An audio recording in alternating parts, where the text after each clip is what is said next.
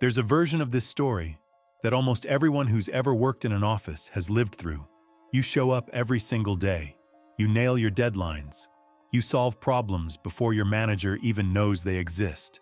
You become the person everyone depends on, and you sit there thinking, any day now, they're going to recognize what I bring and move me up.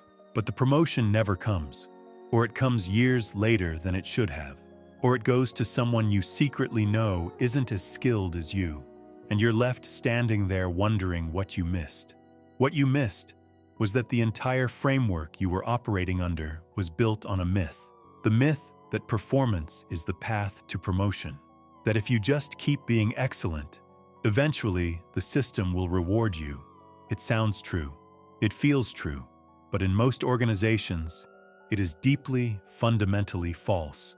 And today, we are going to pull that myth apart completely.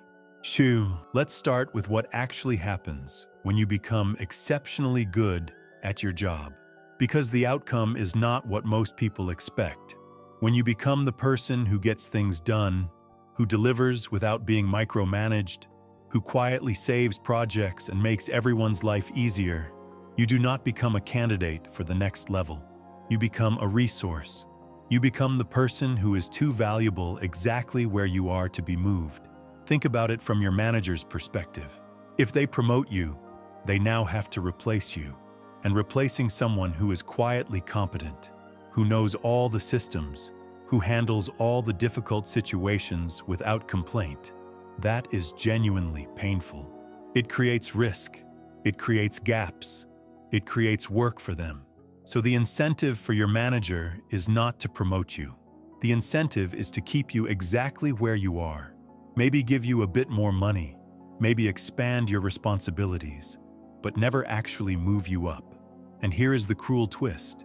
The better you get at your current role, the more you entrench yourself in that role. You stop learning at the edges because you have already optimized everything. You know the shortcuts. You know the systems. You have mastered the execution. And that mastery feels like progress, but it is actually a very comfortable form of stagnation. You are getting faster and more efficient at tasks that do not take you anywhere new. The skills that make you excellent right now, things like reliability, delivery, process knowledge, those are not the same skills required one level above you. The level above you requires strategic thinking, managing ambiguity, delegation, influence without authority. And here is the part that stings. Companies do not train you for those skills in advance. They expect you to demonstrate them before the promotion, but they will not promote you until you show them. It is a catch that most people spend years trapped inside without ever identifying it clearly. Now let's talk about visibility, because this is where the myth gets most people. There is this deeply ingrained belief that good work speaks for itself, that if your contributions are strong enough, the right people will notice and act on it. But your manager's manager probably has no clear picture of what you do day to day. The people 2 levels above you, the ones actually involved in succession planning conversations, they are working from a narrative, not from data. They are asking themselves who comes to mind when they picture someone ready for the next level. That mental image gets built from fragments. A comment made in a meeting, a brief interaction, a story someone told about you in a room you were not in. It is not your output that builds that image. It is your presence and your story. And if you are silently executing in the background, you have no story. You are invisible to the people who matter most to your career trajectory. Here is something that makes this worse. Silence at work gets misread as satisfaction. If you are not actively communicating what you want, where you are headed, what you are ready for, leadership naturally assumes you are content. And if they believe you are content, there is zero urgency to move you. You are not on their radar as someone who might leave. You are not creating any pressure for them to act. You are simply the reliable person who is clearly fine where they are. And comfortable, uncomplicated people are easy to overlook, not out of malice, just out of human nature. We pay attention to what demands our attention. Meanwhile, the people who do get promoted are often not the ones with the strongest technical performance. They are the ones who made themselves known. They had conversations about their goals. They built relationships outside of their immediate team. They were not necessarily louder or more aggressive, but they were not invisible either. They made sure the right people had context about what they were contributing and where they were headed. And critically, many of them signaled, either directly or indirectly, that they were not going to wait forever, that they were growing, and that if the organization did not create a path, they would find one elsewhere. That signal changes everything. It introduces urgency. It makes you a priority in a way that silent excellence never could. There is another layer to this that almost nobody talks about, and it involves the labels organizations quietly attach to people. These are never formal.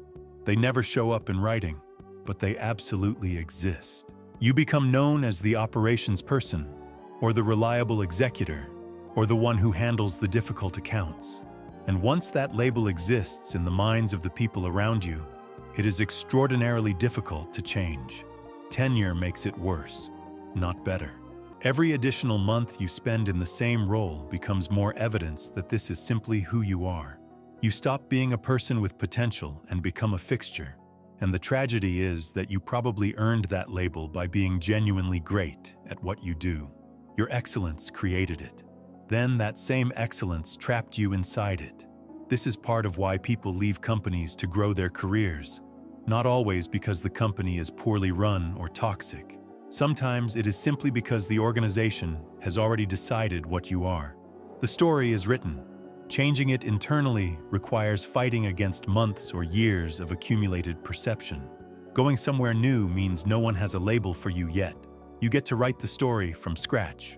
Let's bring this together into something actionable, because understanding the trap is only valuable if it changes what you do next. The first shift is recognizing that competence is a baseline, not a strategy. Being good at your job is the price of admission. It is what keeps you from being fired, but it does not move you forward on its own. You need a second layer on top of it. That second layer starts with making your work visible without being obnoxious about it. This does not mean bragging or performing for the crowd. It means giving people context. Send updates. Speak up in meetings. Not to fill space, but to ensure your thinking registers with people who need to know it exists. Make sure the humans who influence decisions about your career have a clear and recent understanding of what you contribute. Because invisible work gets treated exactly like work that was never done.